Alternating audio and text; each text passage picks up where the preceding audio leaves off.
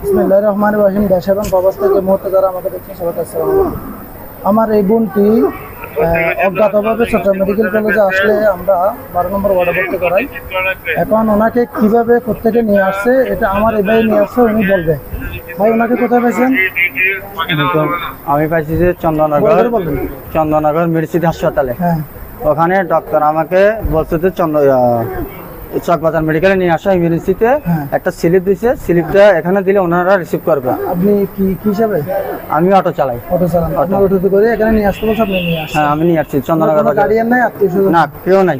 কেউ নাই না, এখন অজ্ঞাত অবস্থায় এখানে আছে। হ্যাঁ, ঠিক আছে। আমাদের এই ভাইটা ওনাকে চন্দননগর কি মেডিকেল বললেন? মেডিসিটি হাসপাতাল, মেরিন সিটি। হ্যাঁ, মেরিন সিটি হাসপাতাল থেকে এই জায়গায় নিয়ে আসছে, কিন্তু চন্দননগর মেরিন সিটি হাসপাতালে কে ভর্তি করেছে, কে বা কারা, কেউ জানেন না। তো এখন চট্টগ্রাম মেডিকেল কলেজে 12 নম্বর ওয়ার্ডে ভর্তি আছেন। আমার এই বোনটাকে ওনার পরিবারের কাছে পৌঁছে দেওয়ার জন্য সবাই একটু ভিডিওটা বেশি বেশি শেয়ার করবেন, যাতে ওনার পরিবারের কাছে আমরা হস্তান্তর করতে পারি এবং সুচিকিৎসার একটা ব্যবস্থা করতে পারি।